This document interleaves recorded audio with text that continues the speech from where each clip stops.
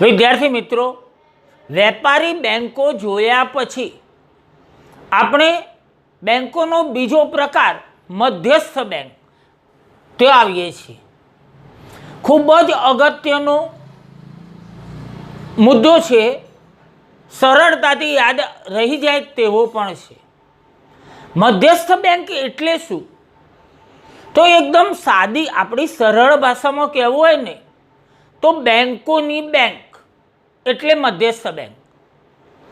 દરેક દેશમાં એક સર્વોચ્ચ બેંક હોય છે અને એને મધ્યસ્થ બેંક કહીએ છીએ.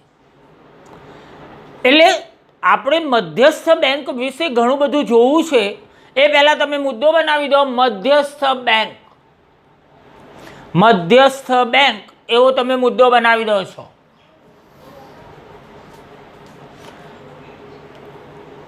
ચલો હવે આપણે એવું કહીએ કે દરેક દેશને એ લખ્યું છે દુનિયાના તમામ દેશોમાં એક મધ્યસ્થ બેંક હોય છે. આ બેંક 3 કાર્યો કરશે. સંચાલન કરવાનું, પણ કોનું સંચાલન? તો બેંકોનું, કારણ કે તે બેંકોની બેંક છે. એટલે એ લખ્યું છે, જુઓ, જે દેશની તમામ બેંકોની કામગીરીનું સંચાલન કરશે, મૂલ્યાંકન પણ કરશે અને તેને અંકુશની કામગીરી પણ બજાવશે. એટલે બધી બેંકોની અંકુશમાં પણ તે જ રાખશે. એટલે સંચાલન કરશે, તેનું મૂલ્યાંકન પણ કરશે અને તે તમામ બેંકોને અંકુશમાં પણ રાખશે. એટલે રાજા કહેવાય, બેંકોનો રાજા. એટલે બેંકોની બેંક છે. ફરી એકવાર મિત્રો, દુનિયાના તમામ દેશોમાં એક મધ્યસ્થ બેંક હોય છે. દુનિયાના તમામ દેશોમાં એક મધ્યસ્થ બેંક હોય છે, જે દેશની તમામ બેંકોની, ધ્યાન રાખવાનું છે, દેશની નહીં પણ દેશની તમામ બેંકોની કામગીરીનું, જે દેશની બીજી બેંકો છે કેવી કામગીરી કરે છે તેનું સંચાલન, મૂલ્યાંકન અને અંકુશની કામગીરી બજાવે છે. ખૂબ જ અગત્યનો મુદ્દો છે. ડેશ મારીને લખો, દુનિયાના તમામ દેશોમાં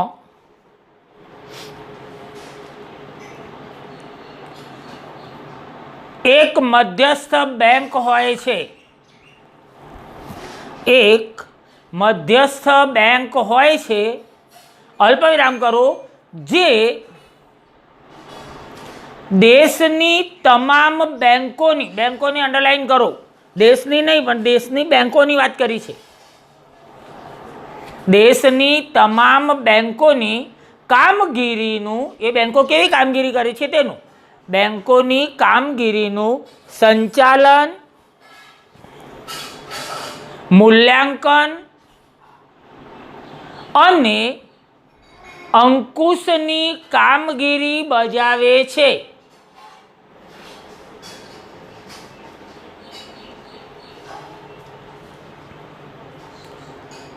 ચલો, મેઇન વાત તમે સમજી ગયા છો. પણ તમને ક્યારેક એવું પૂછે કે મધ્યસ્થ બેંક એટલે શું, તો આ ના લખવાનું. 1 માર્ક્સનું પૂછે બી વિભાગમાં તો આપણે આરપી કેન્ટની આપેલી વ્યાખ્યા છે તે જોવું છે. એટલે આરપી કેન્ટ શબ્દ યાદ રાખવો પડશે, અર્થશાસ્ત્રી છે.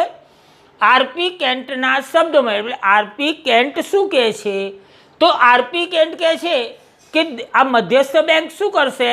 તો દેશના સામાન્ય હિત માટે, દેશનું હિત થાય તેના માટે નાણાંનું વિસ્તરણ અને સંકોચન કરશે.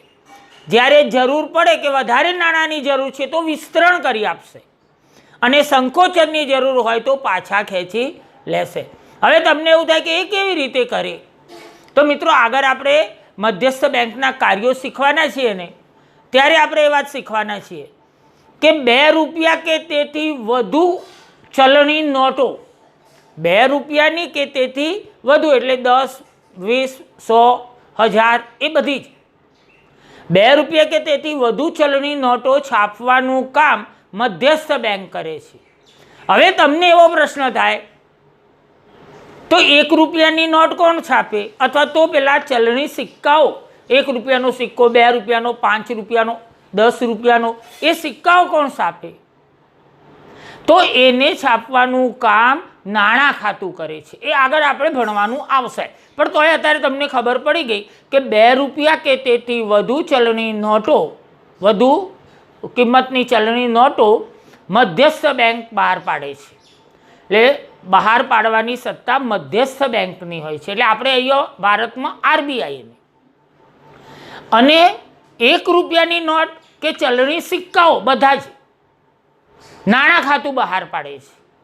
ચલો, આપણી વાત એ હતી કે આરપી કેન્ટ શું કહે છે મધ્યસ્થ બેંક વિશે? તો એમને એવું કહેવું હતું કે નાણાંના જથ્થાના વિસ્તરણ અને સંકોચનની જવાબદારી હોય છે. એટલે ફરી જુઓ, આખી વ્યાખ્યા જુઓ. મધ્યસ્થ બેંક એટલે એવી સંસ્થા કે જેને, અહીં સુધી આપણે કશું યાદ રાખવાની જરૂર નથી, આવડી જ જાય. મધ્યસ્થ બેંક એટલે એવી સંસ્થા કે જેને દેશના સામાન્ય હિત માટે, દેશનું હિત કરવું હોય એના માટે અર્થતંત્રમાં નાણાંના જથ્થાના વિસ્તરણ અને સંકોચનની જવાબદારી સોંપવામાં આવી હોય. શું કરવાનું છે? કોને જવાબદારી સોંપવામાં આવે છે? મધ્યસ્થ બેંકને. કઈ? તો દેશના હિત માટે અર્થતંત્રમાં નાણાંના જથ્થાનું વિસ્તરણ અને સંકોચન કરવાનું. એટલે ફરી એકવાર તમે જુઓ, મધ્યસ્થ બેંક એટલે એવી સંસ્થા કે જેને દેશના સામાન્ય હિત માટે અર્થતંત્રમાં નાણાંના જથ્થાના વિસ્તરણ અને સંકોચનની જવાબદારી સોંપવામાં આવી હોય. જેને આ નાણાંના જથ્થાનું વિસ્તરણ અને સંકોચનની જવાબદારી સોંપી હોય તેને મધ્યસ્થ બેંક કહેવાય. એવું કોણ કહે છે? RP Kent. તમને પૂછે આરપી કેન્ટની વ્યાખ્યા લખો, આરપી કેન્ટે આપેલી મધ્યસ્થ બેંકની વ્યાખ્યા લખો, તો તમારે આ વ્યાખ્યા લખવી પડે. ચલો એકવાર બોલો તો પછી લખો. મધ્યસ્થ બેંક એટલે એવી સંસ્થા કે જેને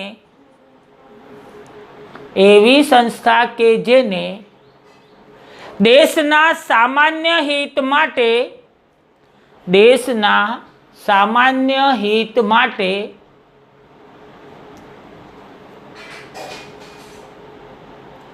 અર્થતંત્રમાં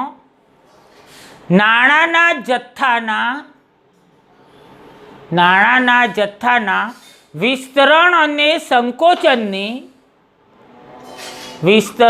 અને સંકોચનની જવાબદારી સોંપવામાં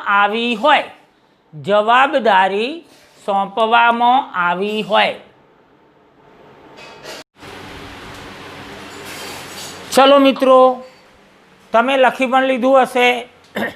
મધ્યસ્થ બેંક એટલે ન લખ્યું હોય તો લખી નાખો. મધ્યસ્થ બેંક એટલે એવી સંસ્થા કે જેને દેશના સામાન્ય હિત માટે અર્થતંત્રમાં નાણાંના જથ્થાના વિસ્તરણ અને સંકોચનની જવાબદારી સોંપવામાં આવી હોય.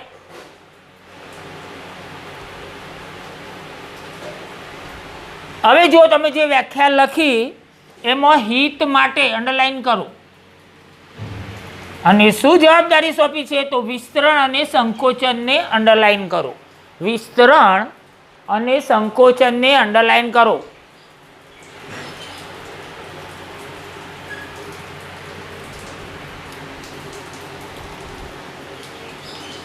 ચલો હવે તમને એવું પૂછે સર્વસામાન્ય વ્યાખ્યા આપો. તો મિત્રો તમારી નજર બોર્ડ ઉપર જ છે, તમારું ધ્યાન પણ. હવે જુઓ 3 વસ્તુ કહ્યું છે, આપણે શાંતિથી આખી વ્યાખ્યા જોઈએ. મધ્યસ્થ બેંક એટલે દેશની સર્વોચ્ચ બેંક. એ તમને હવે ખબર પડી ગઈ છે કે એને દેશની સર્વોચ્ચ બેંક કહેવાય. ફરીથી જોઈએ, મધ્યસ્થ બેંક એટલે દેશની સર્વોચ્ચ બેંક જેનું મુખ્ય કાર્ય, હવે શું કાર્ય કરવાનું છે કહેશે તો 3 છે. નાણાં બજાર અને બેન્કિંગ ક્ષેત્રને મદદ કરવાનું. ધ્યાન રાખજો હો, આ પહેલું. નાણાં બજાર અને બેન્કિંગ ક્ષેત્રને મદદ કરવાનું. બીજું છે તેનું નિયંત્રણ કરવાનું. અને ત્રીજું છે તેને પ્રોત્સાહિત કરવાનું. ચલો 3 વસ્તુ પહેલાં બરાબર સમજી લો.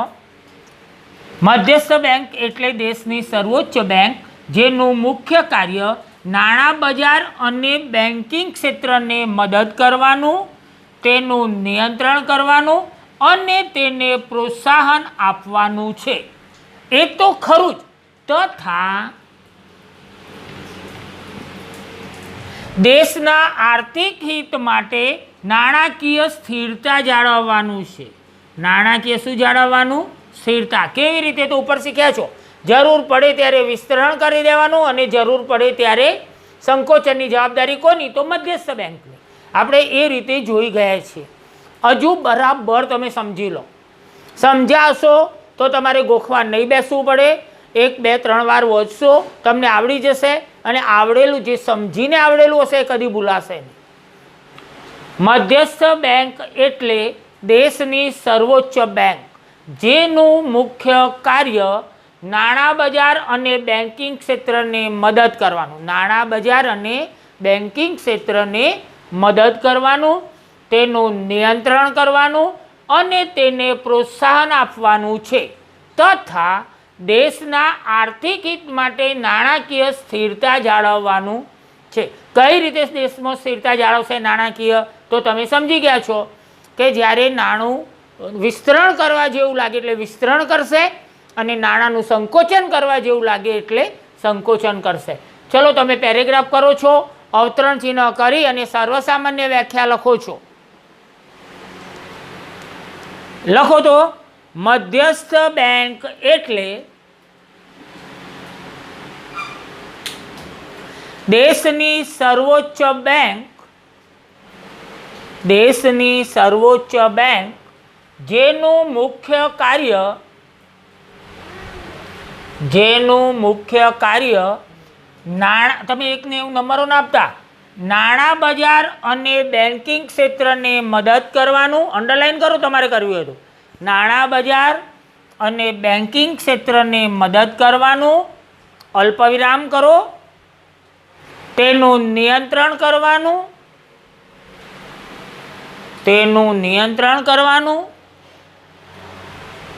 અને તેને પ્રોત્સાહન આપવાનું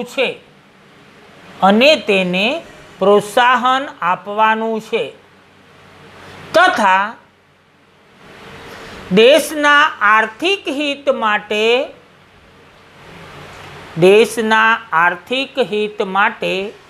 નાણાકીય સ્થિરતા જાળવવાનું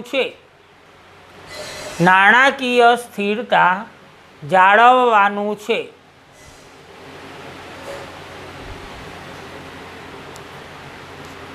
તમે શું લખ્યું એ એકવાર તમે ચેક કરી લેશો. હું બોલું છું, તમે ચેક કરો તો. મધ્યસ્થ બેંક એટલે દેશની સર્વોચ્ચ બેંક જેનું મુખ્ય કાર્ય નાણાં બજાર અને બેન્કિંગ ક્ષેત્રને મદદ કરવાનું,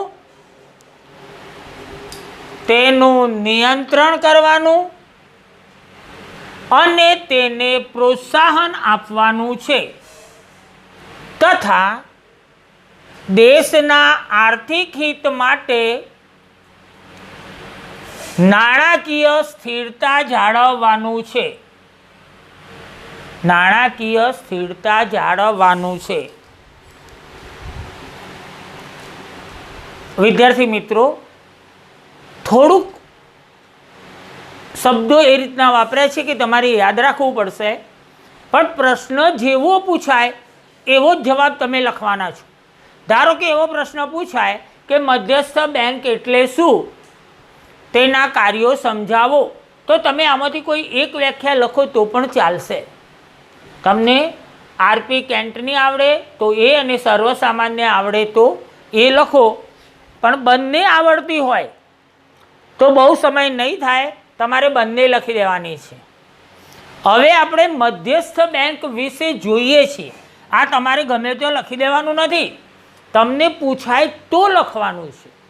કેટલાક વિદ્યાર્થીઓ શું કરે છે, આ રીતે સમજાવ્યું એટલે એવું પૂછાય મધ્યસ્થ બેંક એટલે શું, તેના કાર્યો સમજાવો. તો મધ્યસ્થ બેંક એટલે શું લખો એટલે 1 જ માર્ક્સ મળે, અને તેના કાર્યો સમજાવો એટલે 4 માર્ક્સ મળે, કુલ 5 થઈ ગયા. તમે આટલું બધું લખો તોય 1 માર્ક્સ મળે, અને માત્રા 2 વ્યાખ્યા લખો તો પણ 1 માર્ક્સ મળે. એટલે તમારે સમજવાનું છે, સમય ન બગડે એના માટે તમારે જેટલી જરૂરિયાત છે એટલું જ તમે લખશો. ચલો હવે જોઈએ.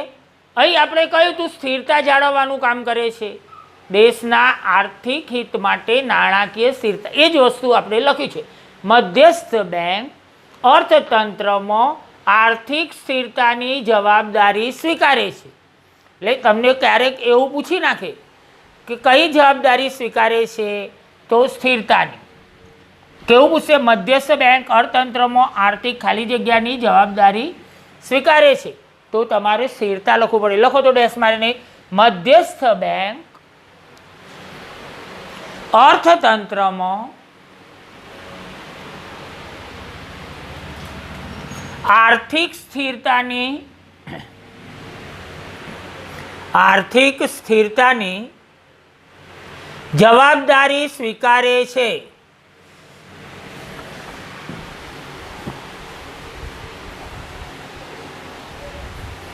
હવે જુઓ, દેશમાં નાણાંનું વિસ્તરણ અને સંકોચન કરવાનું કામ એને આપેલું છે. એટલે એનો અર્થ એ થયો કે સરકારને પણ મધ્યસ્થ બેંક સલાહ આપી શકે. એટલે સરકારને પણ તે નાણાકીય સલાહ આપે છે. એટલે અર્થતંત્રને યોગ્ય રાખવા માટેની સલાહ સૂચનો મધ્યસ્થ બેંક સરકારને આપશે. તો આપણે શું લખ્યું? મધ્યસ્થ બેંક સરકારને પણ નાણાકીય સલાહ સૂચનો આપે છે. ફરી એકવાર, મધ્યસ્થ બેંક સરકારને પણ નાણાકીય સલાહ સૂચનો આપે છે. લખો ડેશ મારીને, મધ્યસ્થ બેંક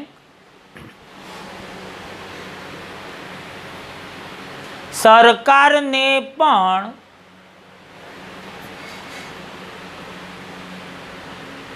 સલાહ સૂચનો આપે છે.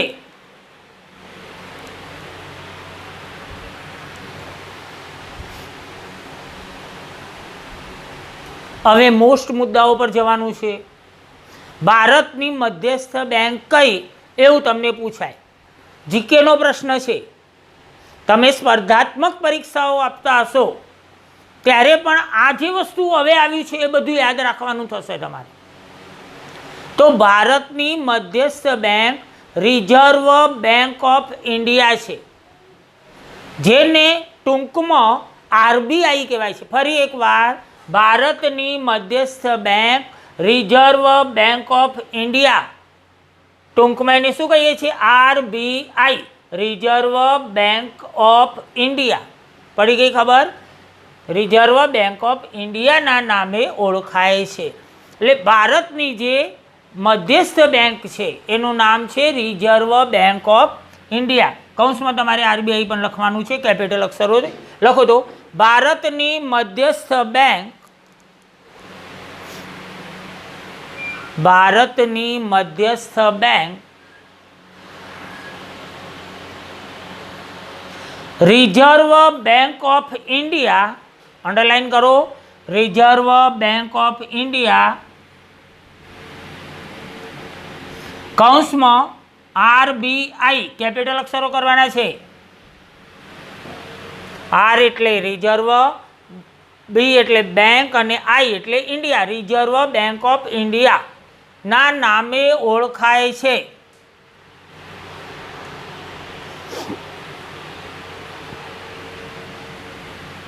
હવે જુઓ, રિઝર્વ બેંક ઓફ ઇન્ડિયાની શરૂઆત ક્યારે થઈ? સ્પર્ધાત્મક પરીક્ષાઓમાં તો ખાસ પૂછાય છે, અને આપણા માટે પણ 12મા ધોરણની બોર્ડની પરીક્ષા માટે પણ ખૂબ જ ઉપયોગી છે. તો 1 એપ્રિલ 1935. ફરી એકવાર, સ્થાપના પૂછે તો 1 એપ્રિલ 1935માં.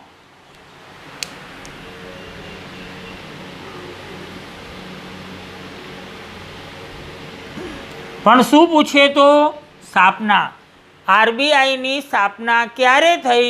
તો 1 એપ્રિલ 1935માં.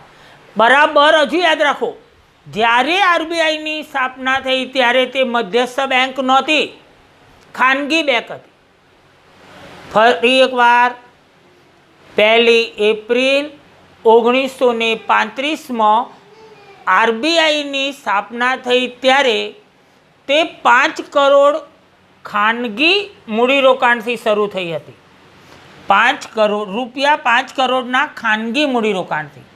ક્યારે શરૂઆત થઈ? 1 એપ્રિલ 1935. એ વખતે તેનું રાષ્ટ્રીયકરણ થયું નહોતું. એટલે આપણે એ પણ લખી લઈશું. ચલો પહેલાં લખો 10 આરબીઆઈની સ્થાપનાને અંડરલાઇન કરો. આરબીઆઈની સ્થાપના 1 એપ્રિલ, બોર્ડ ઉપર મેં લખ્યું છે, 1935 થઈ હતી. 1935 થઈ હતી. ખૂબ જ અગત્યનું ભણી રહ્યા છીએ વિદ્યાર્થી મિત્રો. માત્ર 12મા ધોરણ માટે નહીં, સ્પર્ધાત્મક પરીક્ષાઓ માટે પણ અગત્યનું છે. ક્યારેક એનું નામ પૂછે અથવા આરબીઆઈનું ફૂલ નેમ પૂછે તો રિઝર્વ બેંક ઓફ ઇન્ડિયા. સ્થાપના ક્યારે થઈ? તો 1 એપ્રિલ 1935. હવે આ પણ લખો 10 રૂપિયા 5 કરોડના ખાનગી મૂડીરોકાણથી આરબીઆઈની શરૂઆત થઈ. વાક્ય પૂરું કરવાનું છે તમારે. આરબીઆઈની શરૂઆત થઈ. હવે જો જેવી રીતે સ્થાપના પૂછે એ જ રીતે એનું રાષ્ટ્રીયકરણ પૂછે. જ્યારે એ સ્થપાઈને ત્યારે ખાનગી હતી એ તમને હવે ખબર પડી ગઈ છે. પણ 1949 1 જાન્યુઆરી 1949 આરબીઆઈનું રાષ્ટ્રીયકરણ થયું.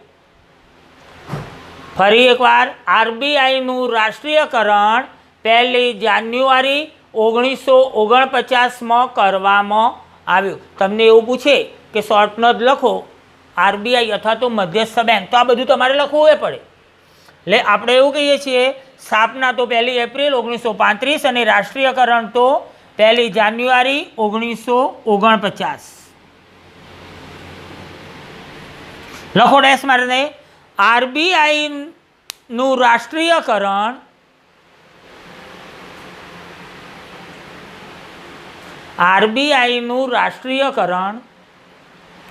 1 જાન્યુઆરી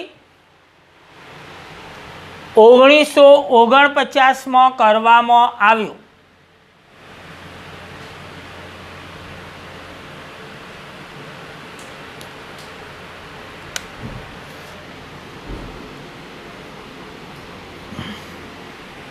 ત્રણે ત્રણ આના સુધી 4 મુદ્દાઓ ખૂબ જ અગત્યના છે. 1, 2, 3 અને 4. શું કહ્યું? મધ્યસ્થ બેંક કઈ ભારતની? તો રિઝર્વ બેંક ઓફ ઇન્ડિયા. એનું શોર્ટ નામ કયું? તો આરબીઆઈ. આરબીઆઈનું ફૂલ નેમ પૂછે તો રિઝર્વ બેંક ઓફ ઇન્ડિયા. સ્થાપના ક્યારે થઈ? તો 1 એપ્રિલ 1935. કેટલા મૂડીરોકાણથી થઈ? તો 5 કરોડના. એ મૂડીરોકાણ કેવું હતું? તો ખાનગી હતું. એનું રાષ્ટ્રીયકરણ ક્યારે થયું? તો 1 જાન્યુઆરી 1949. હવે મિત્રો બરાબર વિદ્યાર્થી મિત્રો તમે એટલું ધ્યાન રાખો કે આપણો જે વિભાગ એ અને બી છે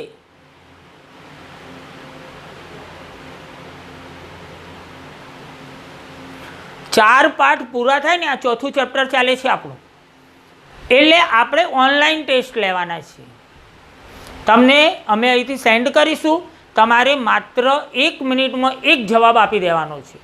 ઓટોમેટિક તમે પહેલો જવાબ નહીં આપો તો બીજો આવી જ જશે. તમે આપ્યો હશે તોય ને ન આપ્યો હોય તોય, અને તરત જ તમે રિઝલ્ટ પણ જોઈ શકશો. એટલે એ માટે તમારે આ નાનું નાનું બધું યાદ રાખવાનું છે. કારણ કે વિભાગ એ અને બી એટલે 10 + 10 એટલે 20 માર્ક્સનો હોય અને રોકડીઓ હોય, માટે ન જવા દે. અને આ બધું જો નાનું નાનું આવડતું હશે તો તમે લોંગ ક્વેશ્ચન પણ લખી શકશો. એટલે આપણે એ વધારે તૈયાર કરવાનું છે. હજુ પણ આપણે એક વાત કરવાની છે. આરબીઆઈ દેશની સર્વોચ્ચ બેંક છે. ઉપર આવી ગયું છે.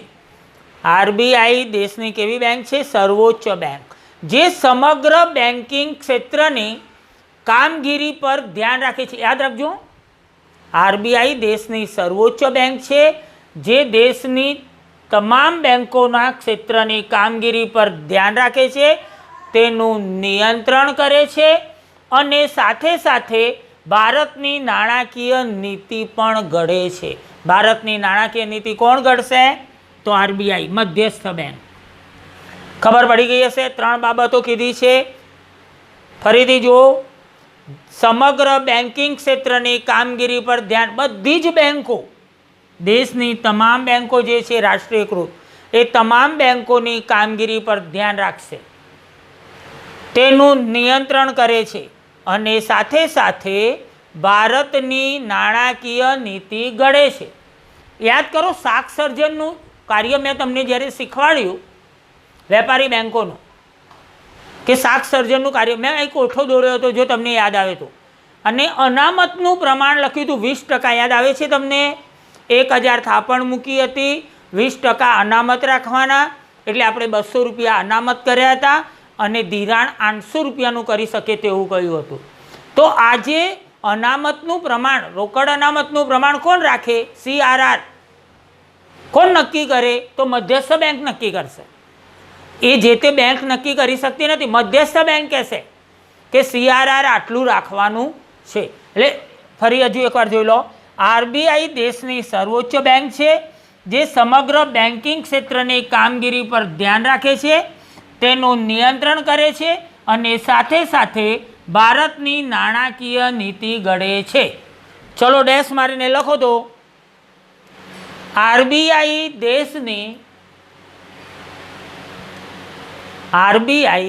દેશની સર્વોચ્ચ બેંક છે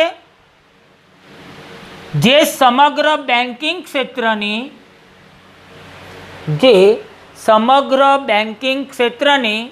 કામગીરી પર ધ્યાન રાખે છે,